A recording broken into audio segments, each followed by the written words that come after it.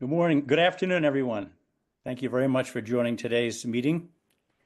Today's topic is Our Future with AI, and it's being hosted by the Higher Purpose Forum.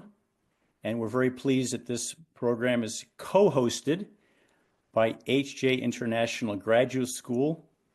And before we proceed with the program, I would just like to introduce Dean Boyd from the HJI Graduate School to just tell us very briefly about the school, which I'm now in my 6th semester as a doctoral candidate. So I'm proud to be able to introduce our Dean, Dean Boyd. Thank you very much, Jim, and thank you everybody for coming this evening. We really appreciate the opportunity to co-sponsor this program together with Higher Purpose Forum. As many of you know, we've been helping support Jim Edgerly and Higher Purpose Forum's effort over the past several semesters, and we're grateful to be here again tonight. We have a very special topic of interest, I'm sure, to all of you that are here. We hope to learn a lot, and this is HJI's way of kind of promoting and supporting topics of interest to our greater HJI community. I'm the Dean of Enrollment Management and Student Life at HJI, and I'll be putting my contact information in the chat box at the appropriate moment, and with links to our programs of study. And if any of you were interested in learning more, you're welcome to follow one of the links or contact me directly, and I'll be happy to help you. So thank you very much for the opportunity today to Higher Purpose Forum, and thank you to Jim Edgerly for all his hard work. Thank you, Dean Boyd. And now let's begin our program. I'm going to share my screen for a brief introductory. All right. Is my screen visible? Yes, you're good. Very good. Okay. Today's May 12th. We're having a program today, jointly sponsored. As I mentioned, the title of our program is Our Future with AI, Bright Horizon or Dark Fate. We have 3 very interesting speakers. Our first speaker is Zach Goodwin. Zach is the co-founder and executive creative director of an advertising agency in Washington, D.C. called This January. Zach and I spent most of a week skiing together out west in January, and as I recall, Zach, we started this conversation in the hot tub after a long day of skiing. That's exactly and right. I'm very happy we can continue this conversation together.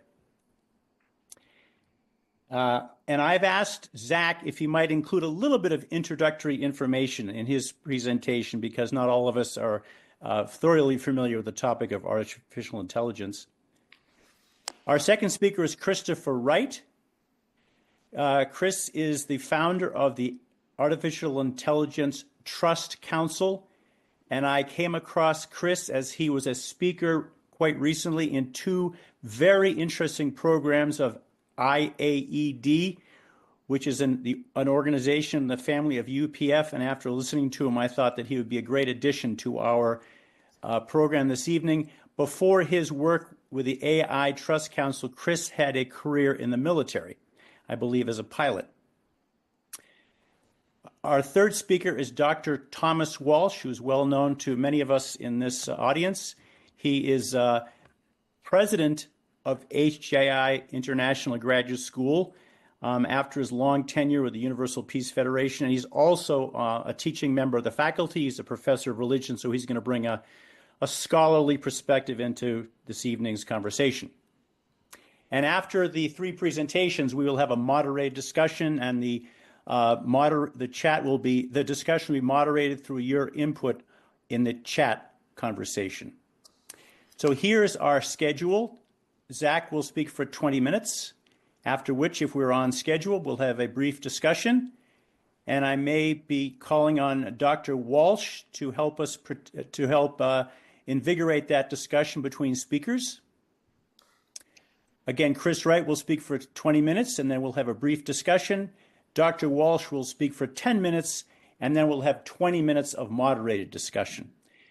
I'm just going to quickly run through our terms of engagement.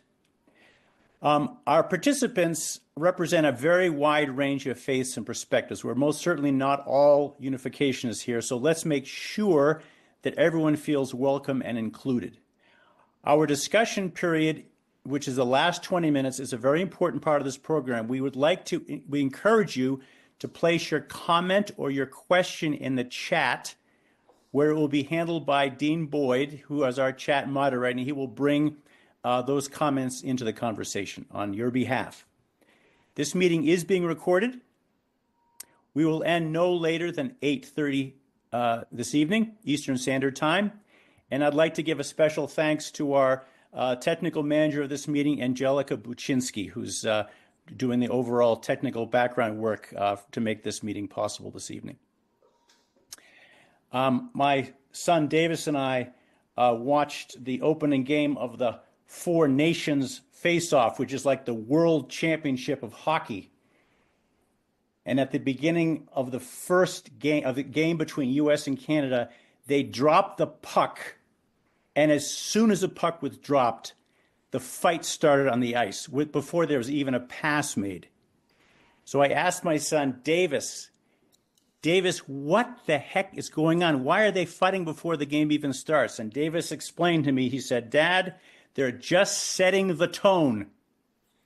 So I thought I would do likewise and set the tone for this evening's meeting by just reading these 4 or 5 bullets, which I developed with the assistance of ChatGPT, a large language model. I'll just read through these and then introduce the first speaker. The world's leading technology companies, particularly in the United States and China, and most recently there's been an interesting announcement from Taiwan, have been investing vast technical, financial, and energy resources for the rapid development of artificial intelligence.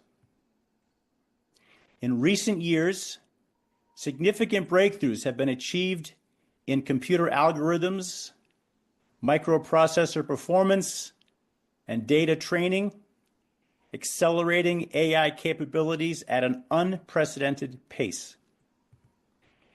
As investment and competitive pressures continue to intensify, concerns are mounting over the profound but unpredictable impact that AID, designed to perform increasingly complex human tasks, may have on the future of our civilization.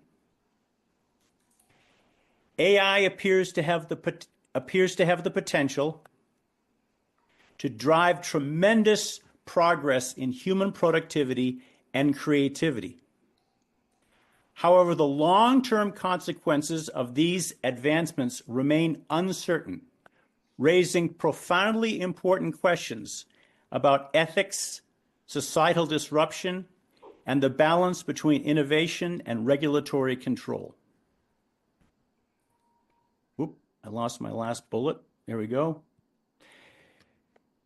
Beyond these challenges, there is growing apprehension that AI could alter the trajectory of human existence. So that is now setting the tone, and I'd like to now introduce our first speaker. We're very grateful he could be with us today. Zach Goodwin, he's the director, again, of a very productive advertising agency in Washington called This January. Zach, you've got the mic. Thank you, Jim. I really appreciate it. All right, guys, I'm going to share my screen. I think a good place to start would be to say that I wrote this talk with the intention of speaking to my company, to This January, as we were setting out at the beginning of the year and wanting to do essentially like a history of AI progress, how we got here, and what might come next. So it was written in a way to try to clearly communicate what I understood to be its trajectory, and I hope it will have some relevance for all of us today. But basically, in 21 minutes, I'm going to try to accomplish 2 things. Number 1, explain what has prompted the explosion in progress, and that's really about trying to lay the groundwork for the technology of deep learning and talk through that. And then number 2, how answer the question, how are early adopters practically and professionally using AI today? And in that section, I'm just going to speak from our experience as an advertising agency focused on really producing professional content. The important warning that I want to give here is that I am a creative director at an advertising agency. I am not a machine learning researcher. I am not a PhD, unlike the many doctors on the panel today. So understand that I'm coming from, I think, a popular or hobbyist perspective when I'm giving this history, and understand that I can absolutely be wrong about a lot of this, whether it's the history or what I imagine in the future. But I hope it will provide some context for the sense of dislocation that I think we all may be experiencing as advancements continue to land week after week. Because I think my bigger thesis is it seems to be getting weird out there. Okay, so part one is, how did we get here? This is a photo from 1956 where a bunch of math professors gathered at what they called the Dartmouth Conference, and they had these modest goals. Their goals in the summer of 1956 was make machines use language, form abstractions, and solve the kind of problems now reserved for humans. And they thought that they could accomplish it if they worked together for one summer. So this is 1956. There is no silicon, there are no processors, and they think if they sit there and stare at like chalkboard long enough, they will solve essentially human intelligence in machines.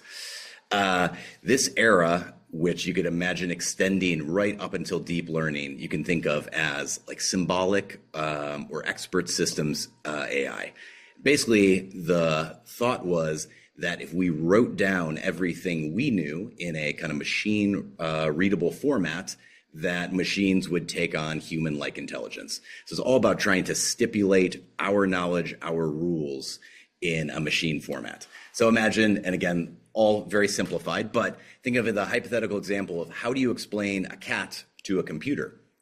One thing you might do is try to define every possible feature of a cat. You have to tell the computer a cat is an animal. A cat is alive. You have to define what it means to be alive. Talk about the cat's 4 legs. Define what legs are. Cats have 2 ears. What's the point of an ear? What is fur? And so for that period, again, a simplification, but just imagine scientists essentially trying to hard code a human brain, trying to articulate a kind of universal human logic in a way that a machine can make use of. These systems did occasionally exist, but and had the advantage of being human understandable, which I bet Chris and some of our other speakers might talk about the challenges and dangers of having things that are smart but uninterpretable. But these systems were extremely brittle and rarely worked in a more general way. And so basically for 45 years, we get AI as a completely sci-fi Hollywood concept. Big idea to take away is that using language and using our kind of human-centric logic to try to make computers think proved to be basically impossible. Then comes deep learning, which basically changes the dynamic altogether. Definition-wise, just think of deep learning as sitting under artificial intelligence and machine learning. So machine learning is like trying to get computers to think without being explicitly programmed. Deep learning, extracting patterns from huge amounts of data using neural networks. So imagine neural networks are basically trying to get computers to learn through pure statistics and a mass of data. If we got more specific, trying to pair pattern finding algorithms and massive amount of pre-labeled data to have the model write its own rules.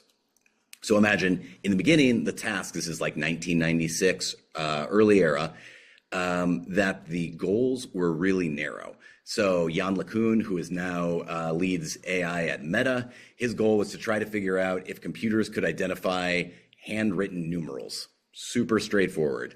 Ilya Sutskever, who was a founder at OpenAI, was responsible for AlexNet. It was, can you get a computer to figure out how to identify if, say, an image contains a picture of a cat? The symbolic approach, as we talked about, would have been like try to write down everything. How many inches apart are a cat's ears? How wide are their pupils? The deep learning approach is show computers millions of examples of cats and figure out how they can identify inscrutable patterns that reliably reveal catness. Okay, so this is like a little very simple representation of what a neural net is like, which is basically there is a known image, a known labeled image. We know it to be a cat. There are layers, and each layer in the neural net attempts to do a different thing, an unexplicit thing, but a different thing. So it might look for edges, contrast, the texture of the image. Later, there might be abstractions that are extracted from that image, like eyes or other features, but it's going to make that image is going to make its way through a neural net, each layer contributing its own information. And eventually, it will make a prediction, let's say. So the neural net is really just a simple structure for getting all of that data in and then trying to find the pattern. But if you imagine the very beginning, the cool thing and the magical thing about a neural network is that you are taking a known image, you are firing it through the neural network. It is essentially choosing completely random values and coming with a random output. In this case, the model says, this, I think, is a cat. And it's true, this is a cat. And so we reinforce the model or back propagate the model and say, you were correct, and you should emphasize these weights, or essentially like these settings in the neural net that you used. Then we might show the model this, and it is not a cat, though it has cat-like features because this woman is dressed like a cat. It takes a random guess. It thinks this is a cat, and we tell the model no. And we're saying whatever your internal settings between intro and outro, you're wrong, and you need to reset all of those weights to better understand the middle. Then, and you just have to imagine though, instead of this being 6 layers, there are, let's say, 650,000 neurons in this neural net, each one with using matrix multiplication, hitting each one of the neurons, producing what might be something like 60 million different weights.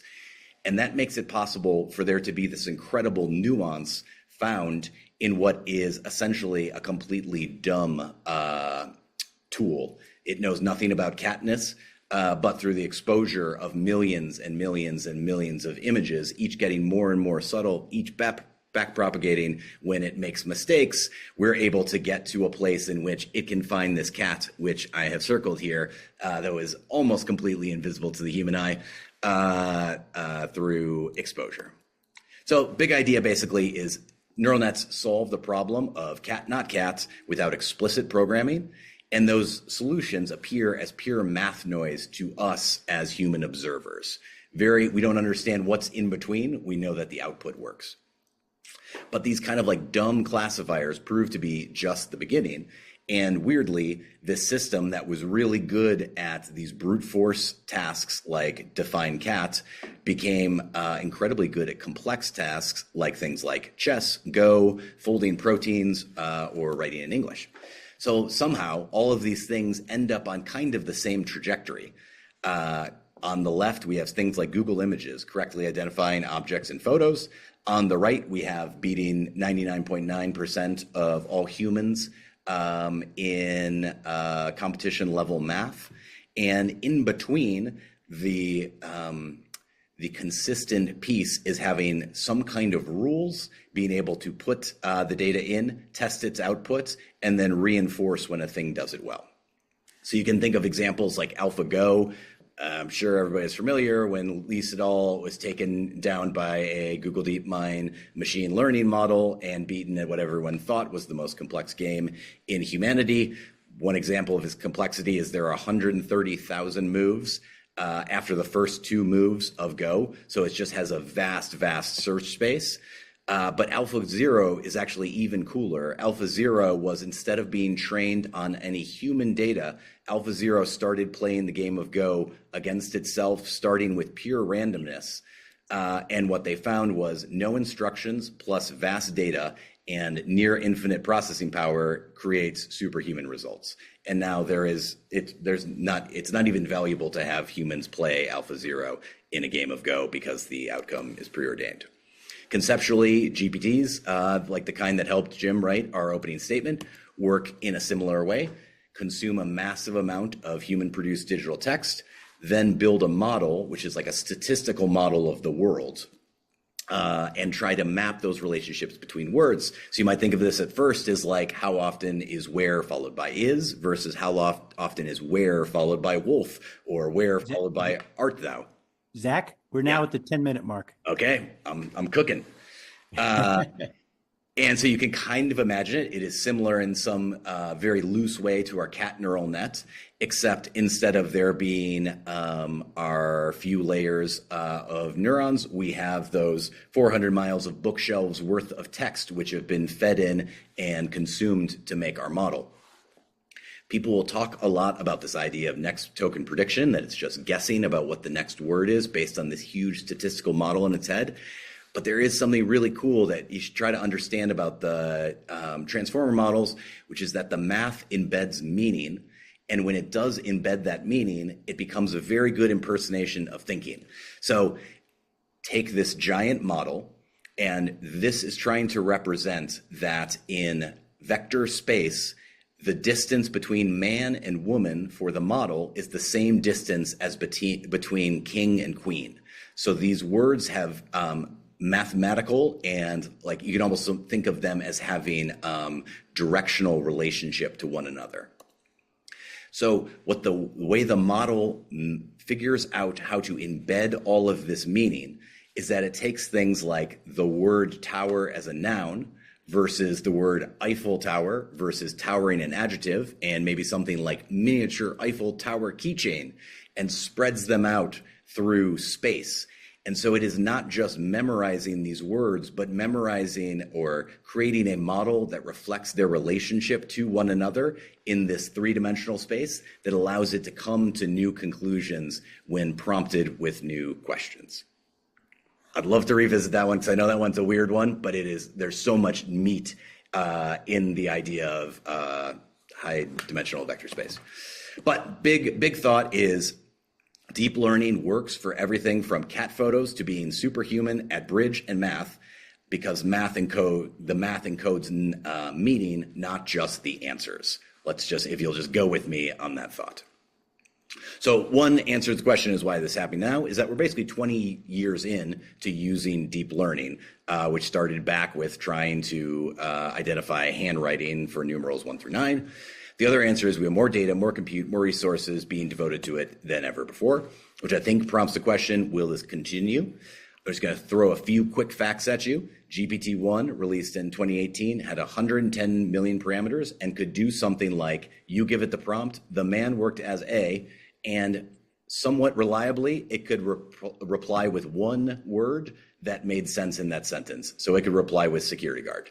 GPT-3, 175 billion parameters, could write a mediocre story in the style of Quentin Tarantino about that security guard, though I bet you would know it was AI and not be impressed.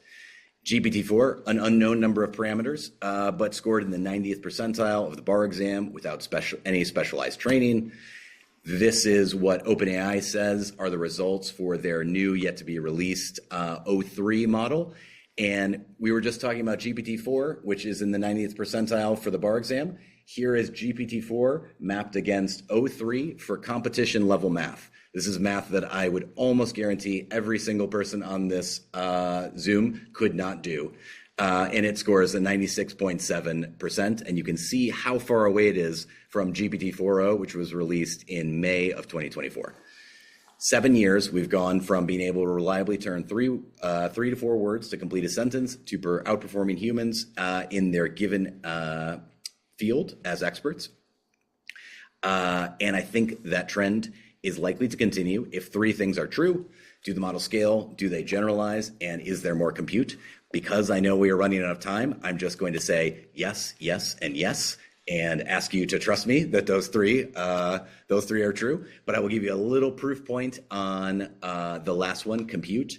This is at Facebook alone, their goal to have 600,000 GPUs when I took the screenshot by the end of 2024. That is equal to $21 billion worth of computer chips with which you could buy 149 F-35 fighter jets, or double the size of Iceland's GDP. And that is one company purchasing silicon to train models. Single training run costs, GPT-4 at 4.6 million. GPT-4 already happened at 100 million. Stargate, the new recently announced OpenAI, perhaps pipe dream, aiming for $100 to $500 billion for a training run, just for making the model smart. And the last thing on section 1 I'll say is that you should not expect that today's normal will be tomorrow's normal, especially when there are exponentials. My example number 1 is it took 44 years to go from flying for 59 seconds in 1903 to breaking the speed of sound at 767 miles per hour in 1947. That is not a long time. So big ideas for this section. There's not an obvious limit to how smart or capable these models can become, and there's more money and time devoted to it than ever before in history. Part 2, this is where I'm going to leave the history behind and just talk about how we personally are using AI in daily life. And Jim, please keep me honest on my time. All right. Okay, so how are we using AI professionally today? I think my short answer is that constantly, haltingly, and for kind of everything. So I was trying to come up with frameworks for the way we use it. I think the first one is cognitive collaborator, which I would think of as AI model as like near peer or peer in trying to solve tricky questions. And those might be open-ended questions around a brand problem. Those might be creative writing problems, but something where trying to find and really like work with a partner on creating solutions. I think number 2 is like diligent intern oracle, a thing that seems to know everything and is tireless and will do any annoying task. So one example might be like, give me 70 words that rhyme with car and let it just spit out for a minute and a half, word after word after word. We are right now using AI for nearly, I would say, professional still images, nearly professional audio, and a bunch of tools in the VFX pipeline. We make commercials and ads that go on like the sides of buses. So for us, those 3 through 5 are very important in our day-to-day. And then it's not something I'm going to talk about, but using AI for MVP coding, I think is very, very real today, right now. This is one example of like cognitive collaborator. So I was working with ChatGPT 01 Pro, trying to figure out how to create a formula for coming up with a single numerical project score for ranking the success of one of our projects when considering things like schedule, how much we spend on external costs, profit margin, creative potential. And it did a really beautiful job of writing me an equation that I think I could have stared there for a day trying to figure out, that normalized all of our data and essentially gave us a weighted score of between 0 and 1 for each one of our projects when given proper inputs. Number 2 is using OpenAI's deep research to essentially have like a research assistant who will write you a 20-page paper using the internet today. It takes about 5 to 6 minutes. It produced 20 pages worth of legitimately valuable content that proceeded for us kicking off on a new project. And we have, strategists on the team paid more than 6 figures a year who produced 3 or 4 Google links in the course of 2 hours. And by comparison, this was like 20 pages of real thinking. We got one minute to go. So close. This is Midjourney in 2022 versus Midjourney in December 2023. I would have you look at this image and ask you what, for this campaign work we did for Nike, what of these images or what here is AI? It's a trick because the whole thing's AI. These people don't exist. This is built using reference images. I would ask you the same thing here. Again, this person is not real. These are built using reference images. I'm going to play you just for 1 second. I know I'm out of time. I'll have you watch this, and you can try to tell me what in it is AI. It's been 4 minutes. Sometimes healthy is hard. There's a habit for that. Your skin is meh. There's a habit for that. Things have slowed down a bit with this guy. Okay, you get the point. Does anybody on the panel want to guess what the AI was? Say the whole thing. Chris, I wish someday, I'm sure someday it will be. It was the voiceover. All of the voiceover was recorded. And this is like a spot commercial that is currently on TV right now. All of the mascot is a physical 6-foot-tall puppet with a human inside of it. But all the voiceover, entirely AI. And my reason for sharing that example is that more and more you're going to see things in which you have no idea that computers and AI was deployed, and you'll never know. And I have some more examples here. But thanks for listening to me ramble on about it, and happy to chat or answer any questions. Zach, that was really a very well-prepared and educational introduction to AI. Oh, good. I got lots of questions, but I just want to ask you, you're arguing that without a doubt in your mind, AI is progressing rapidly and will continue to progress rapidly. Although we know that in the history of AI, there's been at least 2 what are called AI winters. Mm-hmm. And I think you're telling us that you don't think there's another AI winter coming. But my question is, okay, what's been your experience? You've been using AI for a while. Do you see the performance or the benefits or the utility of what you're getting in response to your AI inquiries to be improving, to be getting better and more useful? Definitely. And I feel like there's kind of a hangover or like an overhang between the general public's experience using AI and the available models that they're engaging with. So I think just as we were talking about the difference between GPT-3 and O3 that have been released 14, 16 months apart from each other, when you're using GPT-3, you're talking to a 6th grader. And when you're using O3, their yet to be released model, you are talking to a math professor. So I think it's important, like your experience will differ a lot based on whether you are actively paying for the pro version of the models and whether you are choosing. I mean, it's a very annoying process right now that you are choosing the right model for your task and actively curating what model you're engaging with. So I think you're using pro models. You're subscribing to pro models. We are. I mean, it's not like we don't have special access to anything. It's like we pay $200 a month to have OpenAI's pro model. It's not like we're special in any way. We just, pay the little extra money. But the difference between your experience will be profound. And if you're always using the free model that was released 16 months ago, you will misunderstand where the state of the art is and continue to think that it is a hallucination machine. So I would start with, you will get continuously better outputs just by staying with the $20 a month or $200 a month model, let alone what is in the lab right now that hasn't been released. Well, I see that my, free version of ChatGPT, the information is pretty dated already. So yes, you need to pay. So one quick question, Zach, you mentioned that there was a big change when the AI investment went from, I guess you call it systematic AI to neural networks. Mm-hmm. Was the idea of the neural network initiated because it has some association with the structure of the human brain?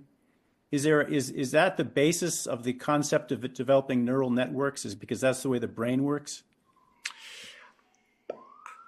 I think I would be stepping out into a place in which I am definitely not an expert. My understanding is that the output of the kind of deep learning revolution was not envisioned when people began trying to do really simple stuff.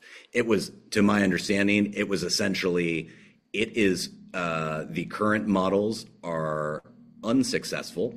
Let's try in a research capacity to do a very, very narrow thing in the hopes that we can find a different branch because our current branch is failing. I think I can't answer to what degree they were seeking to model the human brain.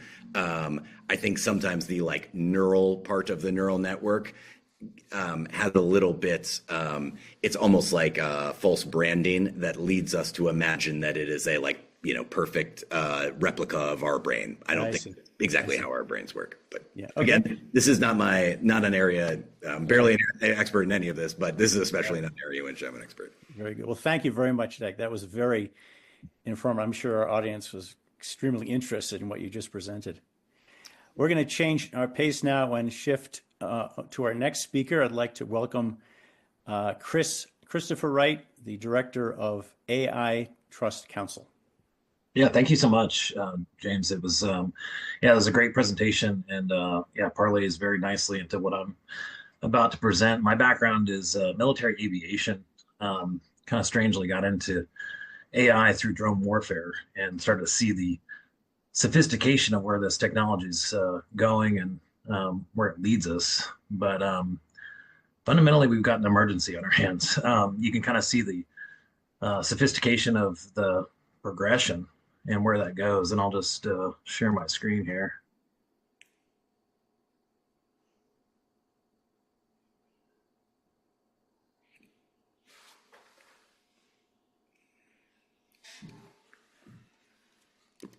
Can everybody see that? Yes. Okay, so I got into this really because I started to see the risks of people not understanding what is real and what is fake online. And so I started to see that the future of this technology really needs to have some sort of leadership, some sort of oversight on it. And I was shocked because what you find is that it really, you don't have a lot of leadership. What you have is people in Silicon Valley that are more than happy to speciate or transform our species into a new form, meaning that they're more or less have a transhumanist vision of the future. And so that's really what's driving the future of artificial intelligence right now. And so right now, what you've got leadership in Silicon Valley that believes in an AI god and also an AI government. And so what they're able to do with the protein folding problem is they're actually able to re-engineer human genetics and actually transform the biodiversity and life on Earth fundamentally, meaning completely transform and build new organisms that have been, unimagined and unseen on this planet. And so that is currently underway right now. Is that you've got leadership in Silicon Valley that has a view of this future of human existence as being kind of like a video game and something that you can manipulate and transform according to their desires, or in this case, what we have in Silicon Valley is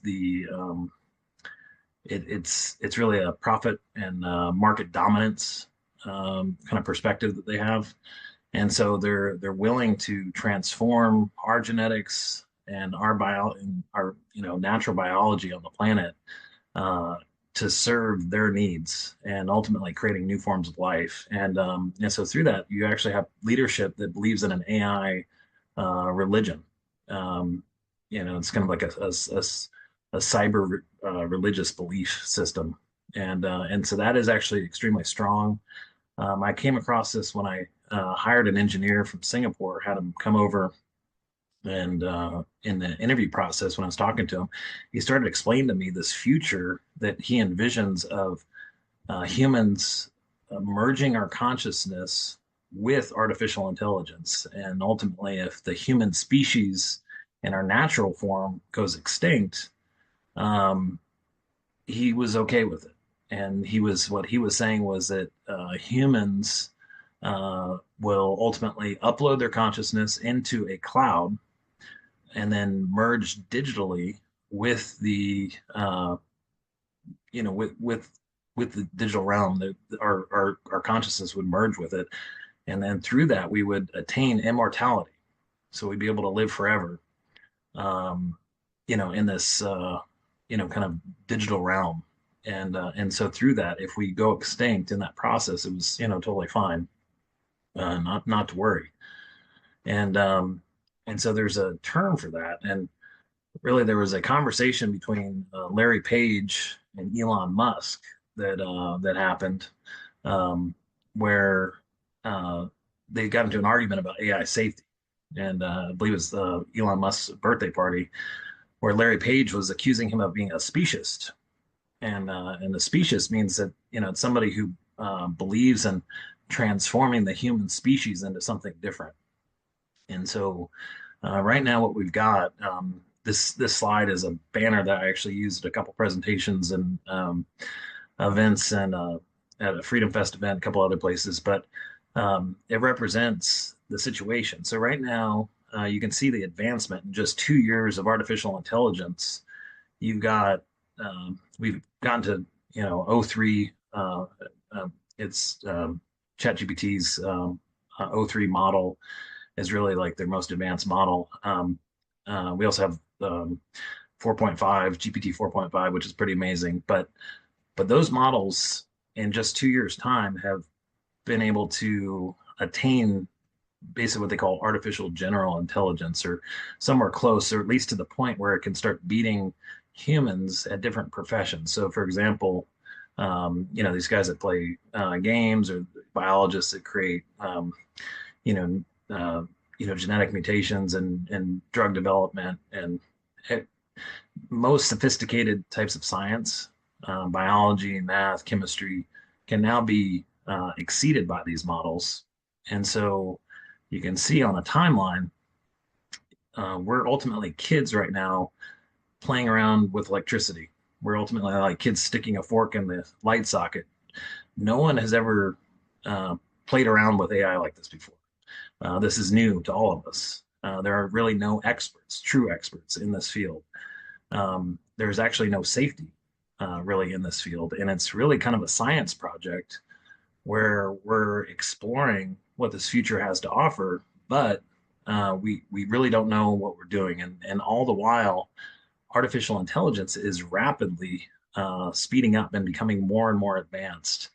There's a thing called Moore's law, but basically it means that there's a steady rate of advancement in compute power.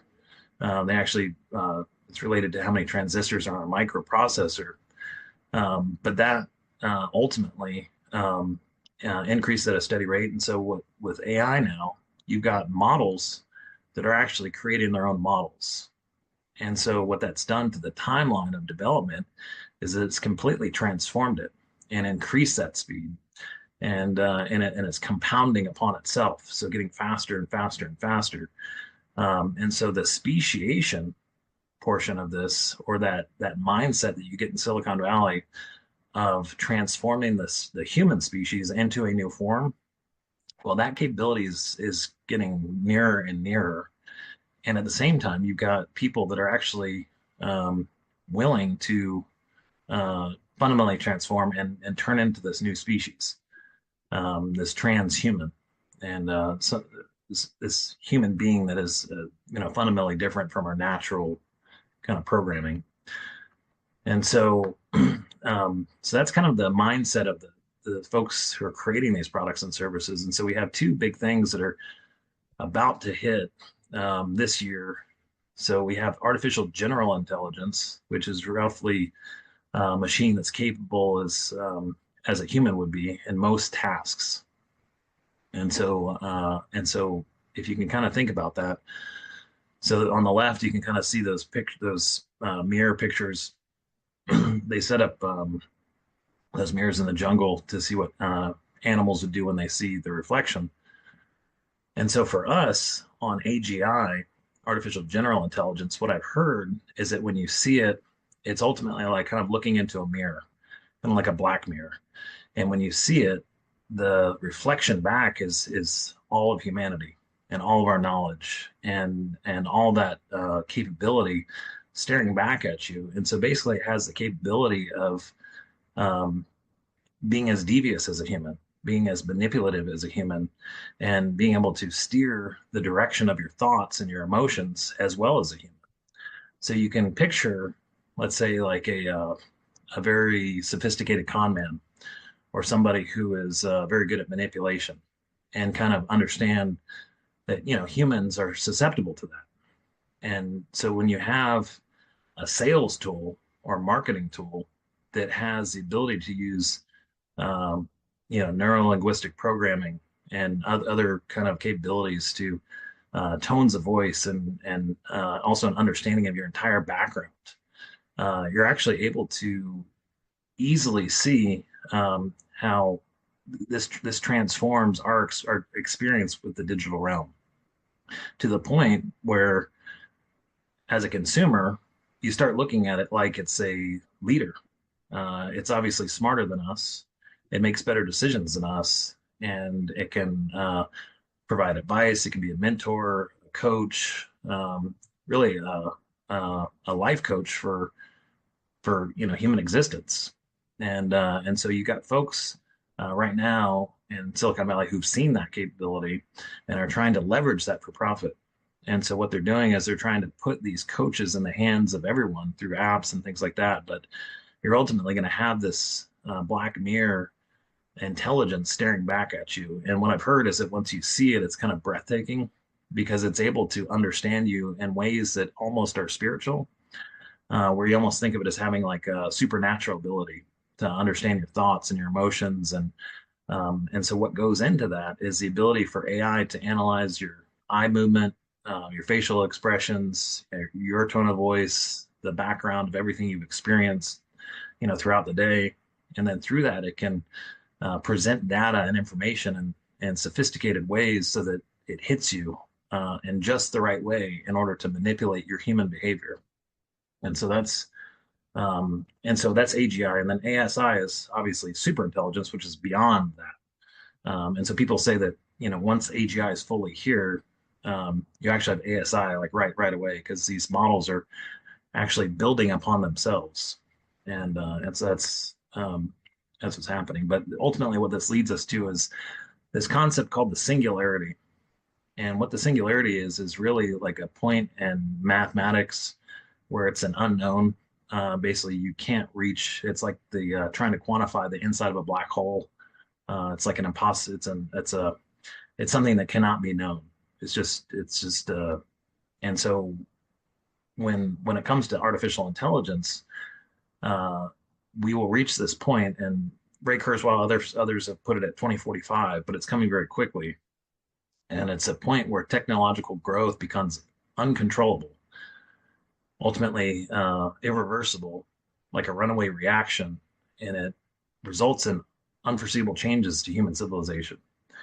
And so that's actually, with AI and the adoption of AI, that's underway today. So all of us through the digital realm are experiencing this. We're seeing symptoms of it in kids right now. TikTok brain, a lot of other things like, we're all being transformed. Families are changing, dating has changed. Human existence is changing and will continue to change in a drastic way with this technology. And so you got folks like Mo Gadot. He's the chief business officer of Google Moonshot division. But what he said is don't have kids. He's advising people not to have kids because he's so concerned with this future that's being created today. And so this is like not a joke. This is not like nobody's trying to sell anything. This is just, us human beings like having a chat, but this is real. And this is actually underway today. So it's extremely important for leadership and educators and business owners to really take an ethical look at this AI that's here and really take a hard look at how are we going to handle this and what can we do collectively to help steer this in a pro-human direction. We will have an age of abundance with artificial intelligence, but that's only if we can make it to that age of abundance. Right now, the theory in Silicon Valley is that we are going to go through a dark time. They're actually saying dark times are here. They will continue to get darker, and it will ultimately turn into a human dystopian period. And this is coming from, guys like, Mo Gadot, for example, but multiple leaders in Silicon Valley are now just admitting this dark time is here, and we have to get through it. And once we're on the back end of it, that's when we'll have this age of abundance. But they really don't understand what's going to happen during this kind of disrupted period. But ultimately, you've got leadership who've worked for OpenAI in Silicon Valley. Ilya Sutskever says, he accused Sam Altman of lying to the board about safety.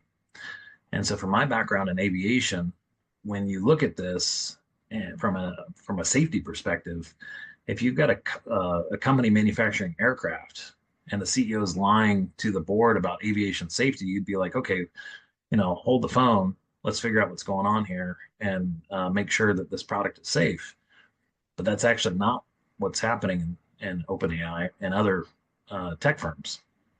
What they're actually saying, and this is coming from the actual employees that are working there, is that they're saying safety culture has taken a back seat to shiny products, meaning that profit, as imagined, is taking precedence over safety, and so that's being echoed to the point where you've actually got leaders who are quitting OpenAI, saying that they are begging for the right to warn the public about the risks of AI. They're being tamped down on because what they've all signed NDAs that are linked to their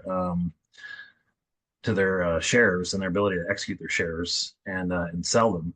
And so there's a financial penalty if they actually do come out and warn the public about the risk. And so they're begging for that potential, to the point where some are even saying that there's a 70% chance of a human extinction with artificial intelligence. And so what they do is they put that as they call it P-doom, or probability of doom. And Chris, we have about 3 minutes to go here. Okay, no problem. So basically, you've got these guys that are warning, saying like, hey, this is really dangerous. It's a huge problem. So OpenAI, on their website, they even list human extinction as a possibility of their products and services. So it's really up to us, the people, and especially folks on this call. If you're on this call, you have a unique perspective, and so do we want a bright future of abundance where we use AI but we tightly control it and keep our humanity, or do we push forward and allow AI to kind of steer us and ultimately develop a system where AI gets control of humanity, through social credit scoring and the like, and ultimately steers our future for us? And so that's really what's happening today. But what you'll find is people will say there's no way to stop AI. That's not true. The solution here is a throttle mechanism. So what we have to have is a throttle mechanism built on a blockchain at the local level, so individuals can dictate the sophistication of IQ that they want to see in their local area. And so through that, that has an economic impact, and it actually transforms the conversation to being more like a dimmer switch at your house. How bright do you want the lights to be? You can do the same thing with IQ. How bright do we want the robots to be, or the drones to be, that are ultimately taking our jobs? And so if we act soon, we can actually delay this job apocalypse that people are talking about that is coming. But basically, there's economists are saying that there's a post-labor economy that will come very, very quickly by 2030. To the point where what we'll need to compensate people for their labor is a universal basic income. If we have a throttle mechanism that people are controlling at the local level, we can prevent that from happening, and so we can slow it down. And if people say we can't turn it off, we turned off Ahmadinejad's nuclear spin controllers in Iran. That was air gap nuclear bunker, and through a Stuxnet worm virus, we actually shut that down without a problem. So that means we can shut down the GPUs, and we can shut down whatever we need to shut down digitally, if it comes down to that. So anyway, but in the name of safety, what we've been doing is trying to warn companies, and it's actually getting so the risk is just out of control, and it's actually hard to fathom how significant this digital change to our way of life is. Chris, we got about 1 minute to go here. Okay, no problem. Yeah, but ultimately, we're warning companies that, look, like, you might be creating all these products and services that are useful, but there's penalties, civil penalties for harm that's caused from them. Our data, copyright infringement is a whole issue.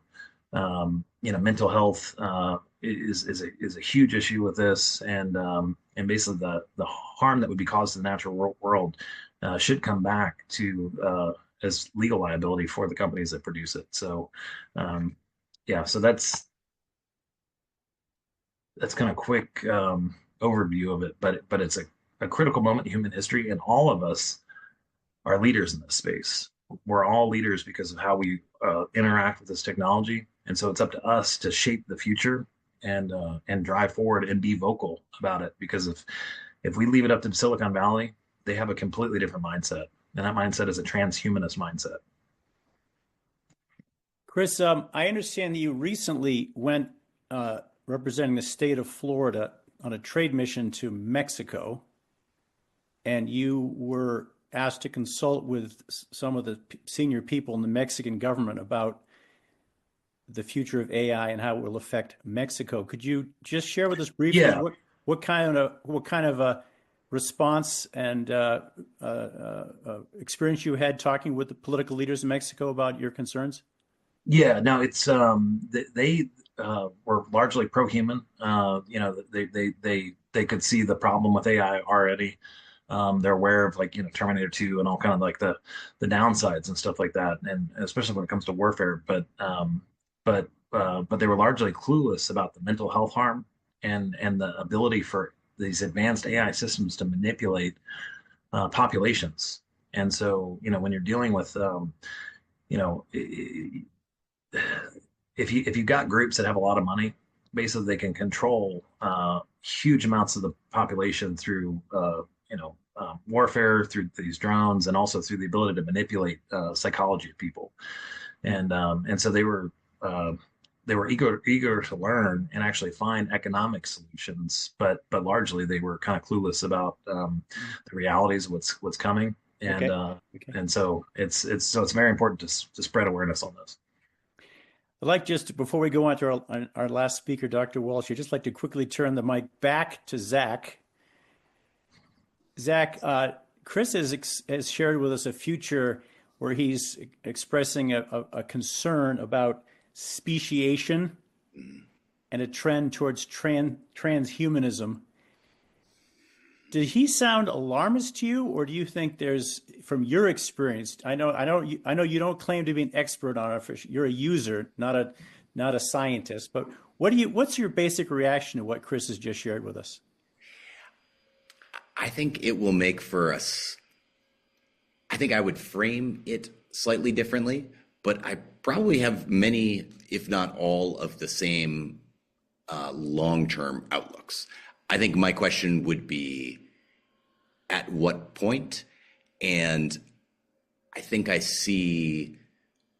don't see like an active conspiracy underway, but I do think if you were to imagine a long enough timeline, and if we're sitting at Mass Professor 6 years after the launch of our sixth grade equivalent model, whether it's 10, 50, or 100 years, we will certainly not be the smartest species on planet Earth. And I think in the long run, you can't control something that is smarter than you. I think the best example I've read as a kind of thought experiment for that, exploring that idea, is imagine you are jailed and you're behind bars, and you look out and see your jailer, and it is a classroom of kindergartners. And they can't feed themselves, they can't clothe themselves, and ultimately, if only because you want to help them, it is essential that you escape that jail in order to guide them. Because let's say you feel genuine empathy for them. I think at some point over the next 100 years, after meeting your jailers, you would find a way to convince those kindergartners to hand you, let you out, or share the equivalent of a key for your super brain. Yes, thank you. That's a good analogy. I would just conclude this segment by saying, in my opinion, the internet is a preceding example of a technology with very, very mixed benefits that, in my opinion, has been very, very poorly regulated. It's created a lot of goodness and a lot of human damage. And I don't really see any excellent leadership developing to better regulate access to the range of information on the internet. To me, that's a very discouraging precedent. Okay, and now I'd like to turn the floor over to our final speaker. It's really a great honor for us to have as our third speaker the president of HJI International Graduate School, and also a professor of religion at the school, and he's been teaching religion for his career. Let's welcome Dr. Thomas Walsh. Well, thank you very much, Jim. Thank you for putting together this wonderful program with two excellent speakers. One of them's very right, and one of them's very good and a winner. So they're both good and both had great content. No, just being a little facetious there, but learning a lot. And this is great for me personally, and I think for HJI. I'll hopefully add something here. I'm going to share my screen because I did create some slides as well, and reflect a little bit more on the religious aspect of AI, or how religion may figure into this conversation. Chris already alluded to it in a very, very thoughtful way. So this I just defined as, or described as, kind of thoughts on AI and religion. There's aspects of this even in Chris's of the Sorcerer's Apprentice and Goethe's poem that talks about, I've conjured up spirits that I can no longer control. And that's maybe a long-standing dynamic in history of the danger. And then you have also as our title of this webinar that Jim created about bright horizon or dark fate. And so there are many, even among theologians or people in the field of religion, who see potentially great hope. Co-creating an unfinished universe is the title of one book that looks at the thought of the theologian Teilhard de Chardin, who spoke about human evolution. Chardin was a paleontologist, evolutionist, who kind of merged it with his progressive view of human consciousness evolving to an omega point that went from cosmogenesis to biogenesis to homogenesis, Christogenesis to an ultimate omega point. The sociologist of religion, Max Weber, spent much of his career talking about modernity, how it emerged. He did see a link between modernity and the development of reason or rationality, particularly instrumental rationality, that he saw as both making so much progress possible, but ended up creating what he called an iron cage of modernity, described as specialists without spirit, sensualists without heart, but saw religion as a factor into that. A theologian that I've read recently is Ilia Delio, Villanova University. She has a book, Re-enchanting the Earth. Now, Weber's term was Entzauberung in German, but disenchantment, that modernity and rationality were creating a disenchanted iron cage.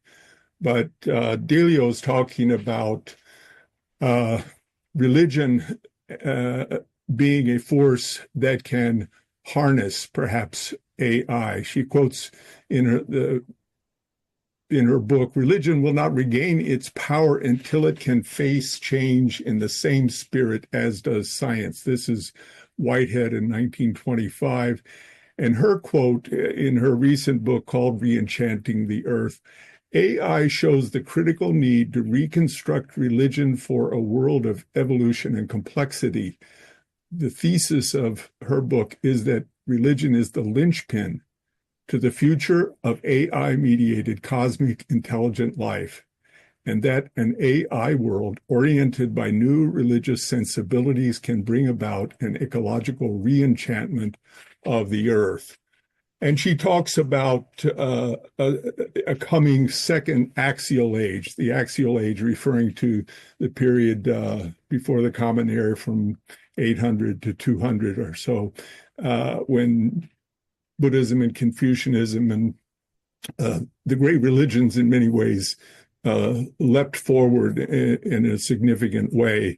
And some of us know the work of Ewart Cousins, who's been involved in some of our conferences years ago, had spoken of an axial age, and Delio's references. But just so what we have, I think, is a blend of what Chris and Zach have put forward, and kind of evidenced by some of the responses in the world of religion. So the Vatican came out with a note on the relationship between artificial intelligence and human intelligence.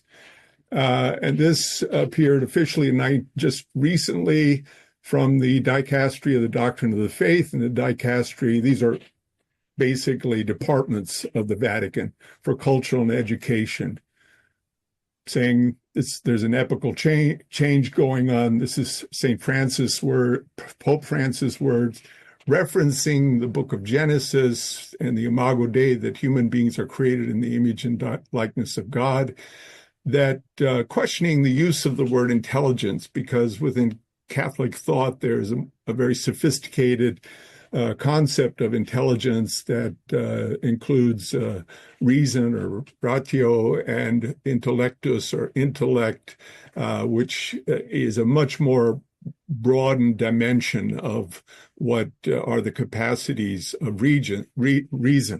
But that this technology should serve the common home. And it's a lengthy treatise that is quite good. Another coming out of the World Council of Churches, June of 23, that the WCC is concerned about the commercial logic, the concentration of power, that AI development is not guided or not always guided by the common good.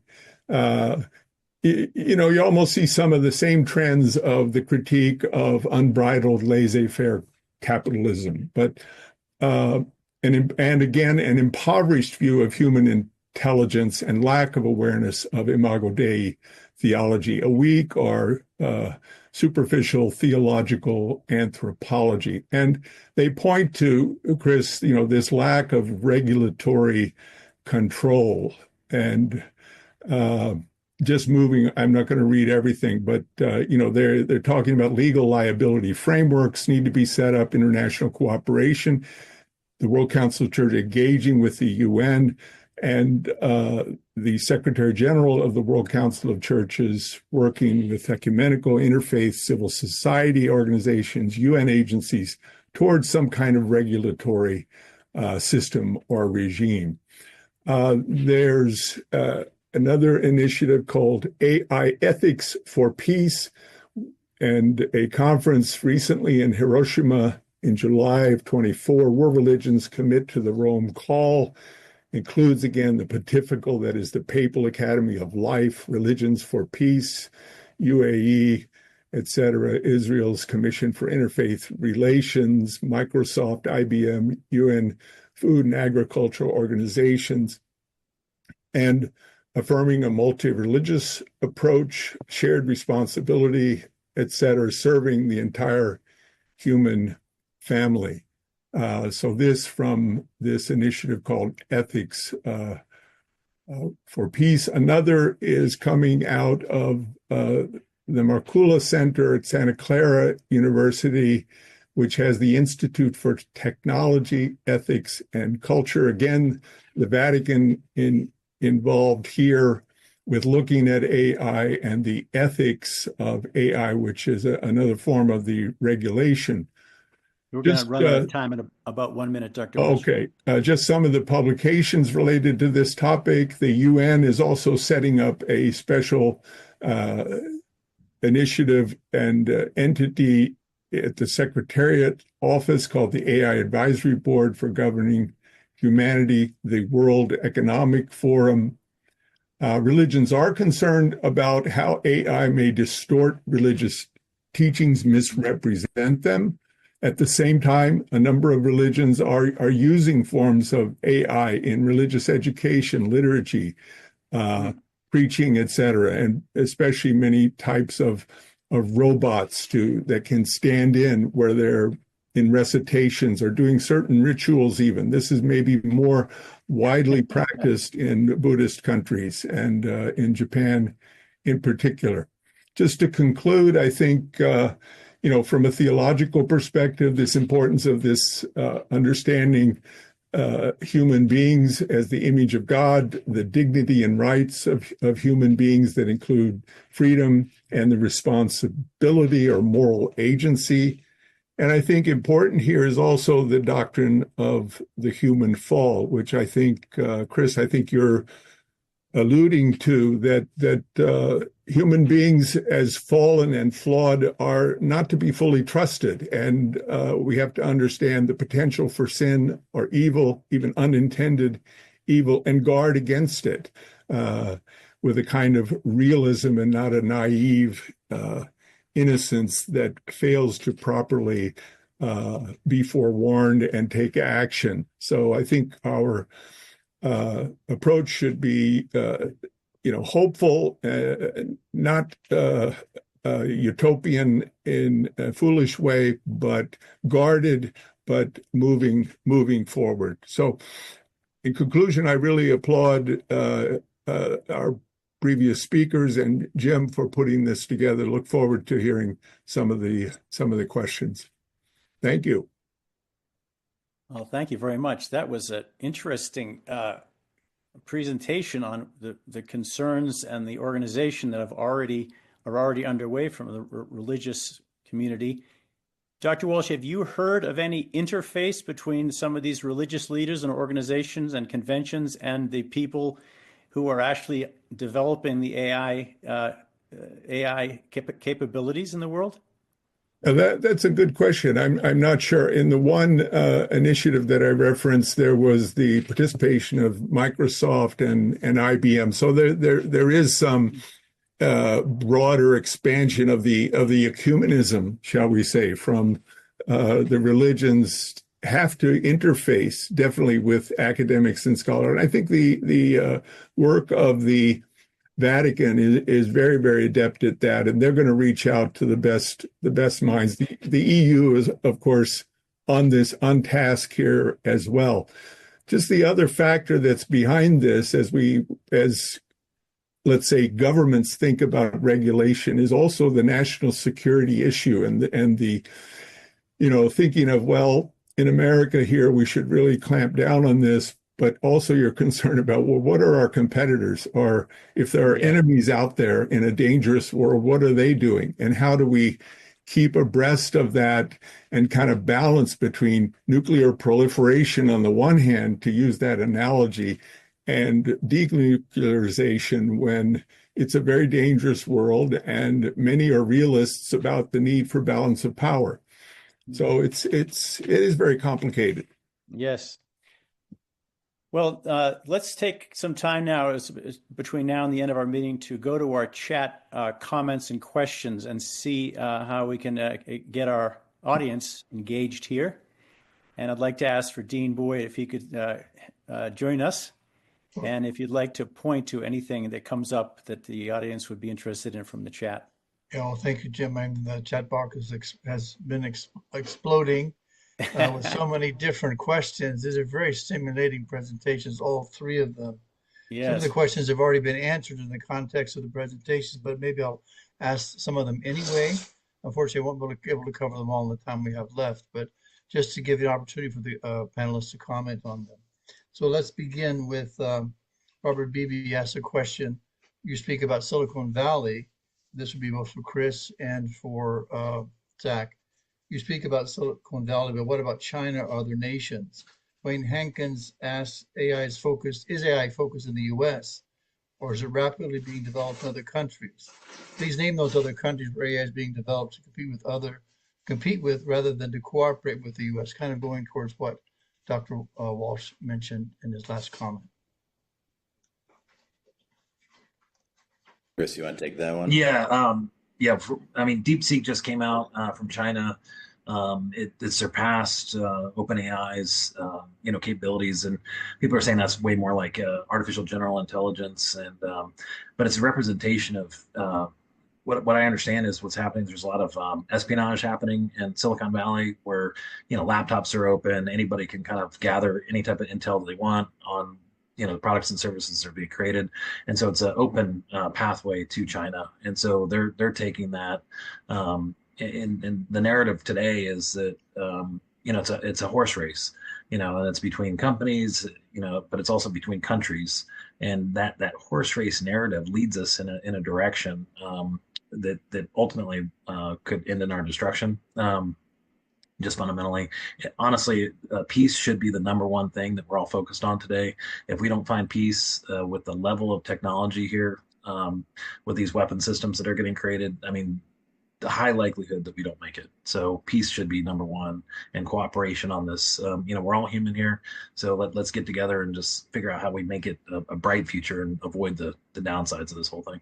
It is kind of profound that this great divergence between these two powerful countries, China and the United States, is emerging just as the AI becomes kind of the new form of competition and aggression. The timing is a little bit unfortunate. Yeah. Any thoughts there, Zach? No, I think I certainly agree with the assessment that there are essentially two players right now. It's the United States, almost all focused in California, and China. With China, I think, having perhaps a lead in robotics because of just an industrial workforce and industrial manufacturing that is like at the ready. I think the U.S. continues to have a research and execution on the model front head start, and the addition of keeping chips out of China. It's still, I think there are certainly like smuggling happens, but NVIDIA's highest end GPUs are essentially illegal. So I think we have some advantages in that, like, if this is a matter of scale made possible by compute, just not having easy access to the same tools theoretically gives us like a little bit of a lead. But I think Chris is absolutely right that the like national security and national interests turn this into a race, and as soon as it becomes a race, then it becomes a thing you can't lose. So I think it's definitely true that those dynamics, kind of winner-take-all dynamics, are in effect. All right, Stephen, something else come up there? Yeah, sure. Maybe a more basic question that came up earlier in the program, one by Wayne Hankins, the other Roger Weatherall. Wayne says, Chris, is what you're describing great impersonation and not transformation? And then Roger says, Zach, you said an impersonation of thinking, but is it real thinking, or is it just good guesswork? Is there any consciousness in this thinking? I'll take a crack and then hand to Chris. I think that it is very difficult to disentangle real thinking from correct answers. And I don't know that we collectively have a tool for doing that disentanglement. I think it is definitely things I can tell you definitively are true, is that the models you engage with are not memorizing answers. The models you're engaging with have a framework for how the world's meaning works, and are taking your question and throwing that against their essentially like mental model. I think that is pretty hard to argue that there is not a kind of real thinking that is taking place. And I would point just to the proof is in the pudding of the ability to make cogent thought, mathematical reasoning, scientific reasoning take place in a way that I think all of the humans on this chat would struggle with in many, or I can't speak for everyone, many of us would struggle. I certainly know that I would. What I don't feel like any confidence about is determining at which point consciousness arises. I think right now, the fact that there is no prolonged memory attached to any of the models you interact with, as soon as your session closes or the context window, the number of like tokens available to it close, that is a blank slate and it reemerges. And I think it is quite possible that some version of memory and some version of like physicality or the ability to take like touch and sensory data, that our version of consciousness might have a prerequisite of having those things, having long-term memory and being able to engage in like in the three-dimensional world with some kind of sensory data. But I think on the thinking side, I think it's hard to argue that it is, I promise you it is not memorization. And I think it's pretty hard to argue that it is not doing some equivalent to thinking. Any thoughts there, Chris? Yeah, it's kind of like when you see a scary movie and, you know, and the whole movie theater jumps when something scary happens, and we've been lulled into kind of believing that it's real, and obviously it's not.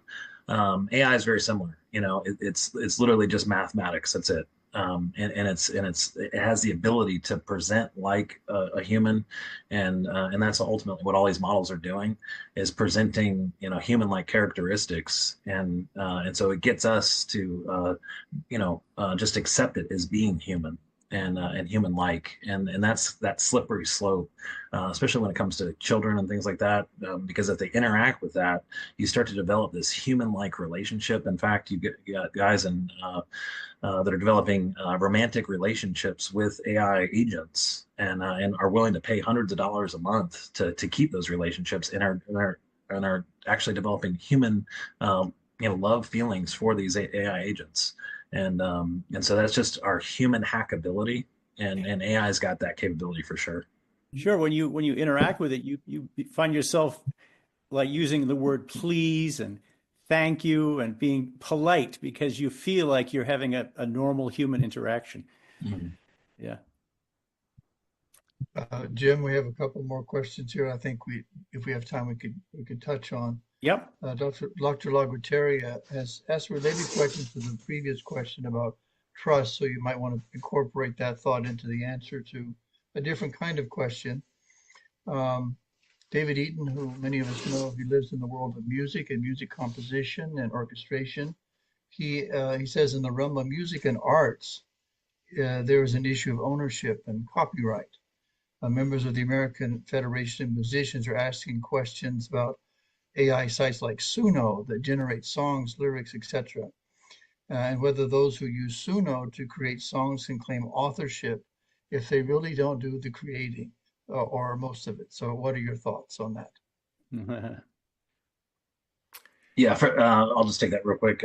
For us right now, what we're doing is we're actually trying to create a case legally where anybody who's contributed to these data sets, ultimately, it's been the Wild West as far as collecting information. And so these AI companies have been just gathering up massive amounts of data to feed their models. But what that's done is that actually has taken people's real work and human knowledge and put it in digital form, and so they're benefiting off of that. So what we're trying to do is say, hey, there's some compensation that needs to be distributed to the people that have created that content that's being used in those data sets. And ultimately, if there's a lot of job displacement, which is likely here shortly, if nothing changes, it could be a form of income for folks who've lost their jobs because of AI, is that their data can then become a form of like a digital wallet that they could leverage. So. Excellent. Dr. Wilson, Dr. Andrew Wilson is one of our full-time faculty members here for many years at HJI. Says, I would like to ask Chris to reflect on the trajectory of the military use of AI as creating his own destructive dynamic, where the driver is warfare. What are the constraints there? Yeah, there's some Achilles heels with AI technology and things like that, but you can look at Ukraine and Russia right now and really kind of see where that's going. Jamming, frequency jamming is the key on battlefields nowadays. The gift of AI is being used in these cases to counteract the jamming. So basically what you're having is, maps uploaded onto the drones. The drones will use a camera system and then ultimately navigate through that camera system across the battlefield in a GPS jammed, frequency jammed environment. And ultimately they'll use that algorithm to do, target assessments and ultimately that final kill decision is done by that algorithm. So